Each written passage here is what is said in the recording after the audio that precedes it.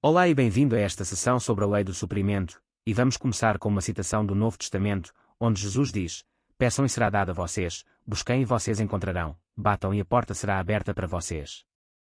E o poder disso é real. Eu amo a forma como Hollywood começou isso. O homem nunca está satisfeito. Esse fato é lamentado por muitos, mas Deus não pretendia que o homem estivesse sempre satisfeito. Quando eu era criança, minha avó costumava-me dizer que eu deveria estar satisfeito com o que eu tinha. Você sabe, você olha para a avó como se ela fosse uma deusa, ela era sábia, sempre velha e sábia. Eu quero dizer, é assim que uma criança cresce. Então, você deveria estar satisfeito, e essa ideia ficou na minha mente. Quando comecei a estudar isso com mais profundidade, percebi que minha avó estava errada. Isso não fazia da minha avó uma pessoa ruim, mas certamente ela estava operando com a ideia errada a esse respeito. Eu acho que você deve ser feliz com o que você tem, mas nunca satisfeito. Veja, a lei do nosso ser é o aumento perpétuo, o progresso e o crescimento. Então, quando um bem é realizado, surgirá o desejo por um bem maior, e quando um estado mais elevado é alcançado, outro estado mais glorioso se desdobrará, visando um patamar ainda mais alto. Assim, a vida em constante evolução é a vida verdadeira, a vida que Deus destinou o homem a viver. É dali que todos os grandes recordes olímpicos surgem. Não importa o quão rápido corremos, sabemos que podemos correr mais rápido. E assim alguém vai fazê-lo. Foi assim que Roger Bannister quebrou a marca do tempo de 4 minutos na milha lá no início dos anos 50. Acreditava-se que um ser humano não poderia correr a milha em 4 minutos. Se voltarmos na história, eles soltaram animais selvagens na tentativa de fazer as pessoas correrem mais rápido porque tinham medo, acreditavam que não era possível. Roger Bannister dividiu essa tarefa em pequenas partes e ele quebrou a barreira do tempo de 4 minutos. E em um mês, alguém na Austrália estava quebrando esse recorde. A lei do bem é universal, pois não estamos buscando o bem de alguma forma ou de outra.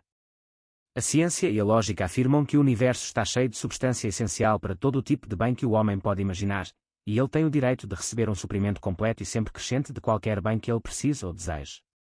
Portanto, acreditamos que é certo e bom que você procure satisfazer todos os desejos e ambições puros.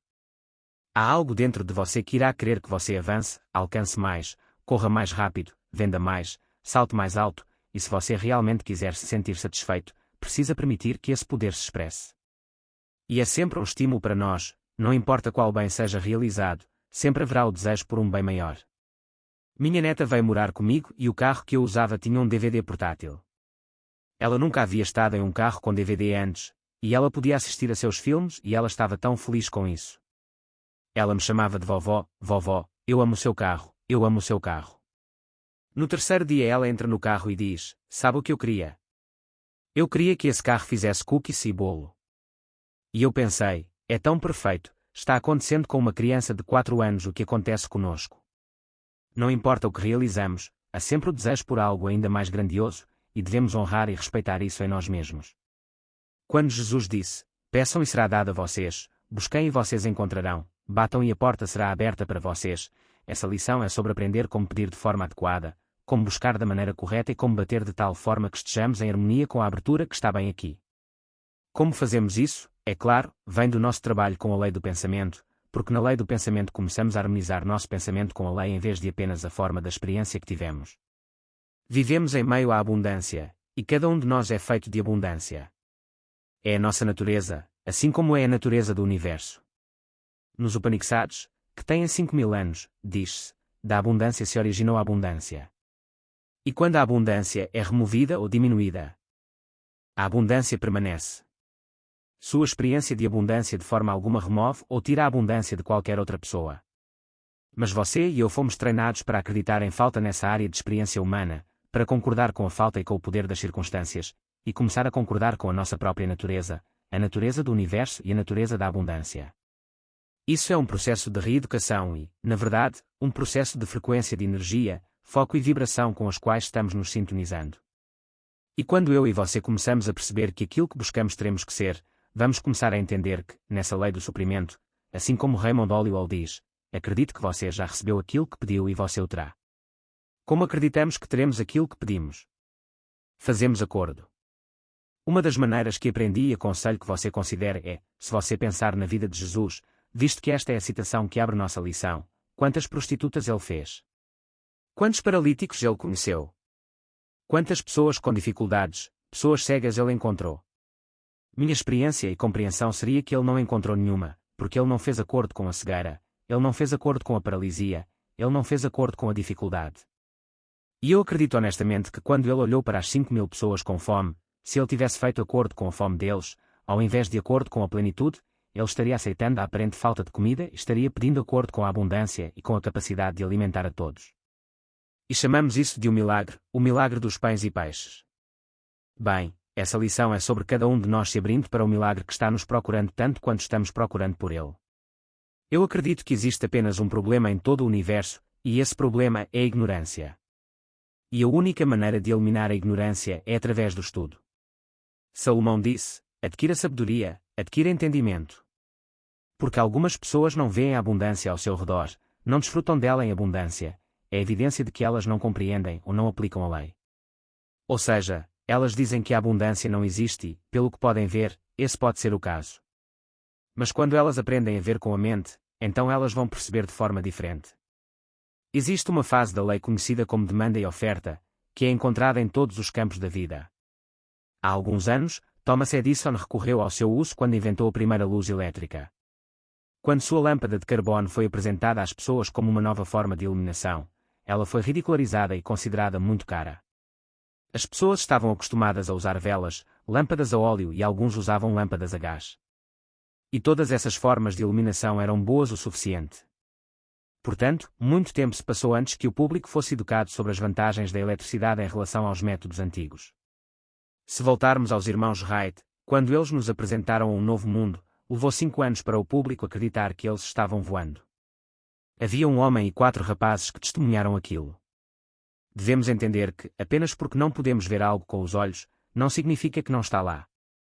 Temos que tentar compreender o conceito de que é uma fonte infinita de suprimento e tudo o que desejamos já está aqui, seja em uma forma ou outra. E temos que compreender a ideia de que somos seres criativos. Anderson escreveu muito bem em um de seus livros. Ele disse que, quando compreendemos plenamente que o pensamento causa tudo, saberemos que nunca existem limites que nós próprios não imponhamos. Quando você está trabalhando com o conceito de demanda e suprimento, sempre que existir uma demanda, o suprimento estará lá. Agora, Mary, vou pedir para você voltar com o seu conceito de acordo, porque você tem que concordar com esse conceito, caso contrário, não acontecerá. Isso mesmo. Você e todos nós fazemos decretos diários sobre como as coisas vão ser e, quando decretamos, não sei como isso vai acontecer, na verdade, nos desconectamos da autoridade e do poder que temos para realizar algo. Pedimos e estamos dizendo a este universo de todo bem, a este universo de abundância pura, que trazemos uma forma de pensamento que buscamos para apresentar como evidência da abundância em nossa vida em particular. E novamente questionamos esse pensamento e pedimos que seja bom para todos os envolvidos, e quando é, sabemos que envolvemos a autoridade e o poder que estão dentro de nós para realizar isso.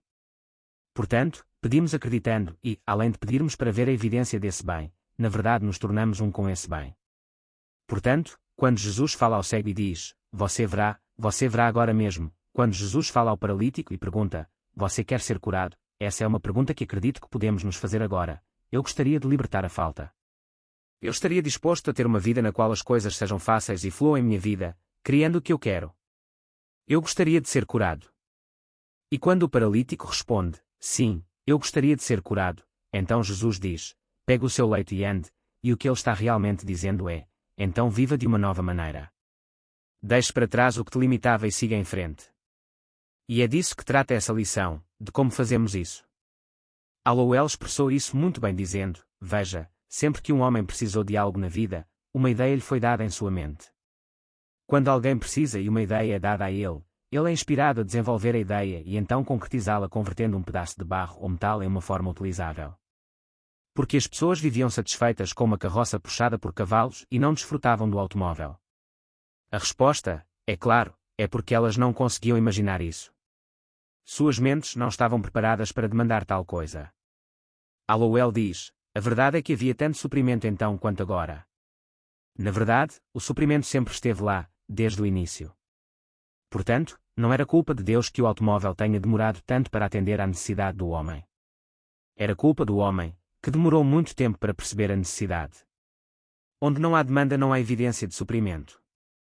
Nossos pais, que que tinham uma consciência de carroça puxada por cavalos, não podiam atrair os novos meios de transporte até que fossem capazes de ampliar suas mentes para conceber a necessidade do automóvel. Eu acho que esse é um ponto importante para entendermos. Há dezenas de milhares de exemplos em todo o mundo de pessoas em uma mesma cidade que estão no mesmo negócio, mas uma está obtendo um sucesso incrível e a outra está apenas se mantendo. Em organizações de vendas, você encontra dois vendedores sendo gerenciados pela mesma pessoa, vendendo o mesmo produto ou serviço no mesmo mercado. Um deles faz pouco esforço, trabalha poucas horas e ganha um valor de renda ridículo. O outro trabalha muito, coloca muitas horas e está apenas se virando. Portanto, temos que perguntar qual é a diferença se eles estão no mesmo mercado, trabalhando para a mesma empresa, vendendo a mesma coisa. Isso tem que estar relacionado com a consciência. Toda a pobreza no mundo surge de uma consciência de pobreza, seja coletiva ou individual. Porque milhões sofrem com a falta e outros milhões morrem anualmente em áreas pobres e subdesenvolvidas por causa da fome. Me disseram que muitos deles nunca desfrutaram de uma refeição completa em toda a vida. Agora, pense nisso, viver a vida inteira e nunca ter uma refeição completa. Certamente não é porque a natureza subestimou a necessidade de tantas pessoas. Certamente não é porque não há comida suficiente para todos. A resposta é que a visão dessas pessoas tem sido limitada pela pobreza. Pergunta qualquer fazendeiro sobre suas colheitas e ele lhe dirá que seu problema não é a escassez, mas o excesso de suprimento. Pergunta ao minerador, não importa se ele está minerando ouro, prata, diamantes, carvão, ferro, eles lhe dirão que há muito mais suprimento do que demanda. Pergunta ao cientista e ele lhe dirá que a comida é suficiente. Há mais comida no ar ainda não descoberta do que podemos usar. Há mais energia em uma única gota de água e em um pedaço de açúcar do que podemos perceber neste momento. Estamos apenas começando a entender isso. O suprimento é maior do que a demanda, e a demanda é determinada pelo pensamento de uma pessoa. Sempre que você demanda algo, é porque é uma demanda específica que já existe no domínio das causas. Quando você deseja um efeito específico, é porque aquele bem específico já existe no domínio das causas. Esse é o princípio sobre o qual nossa definição da lei do suprimento está baseada.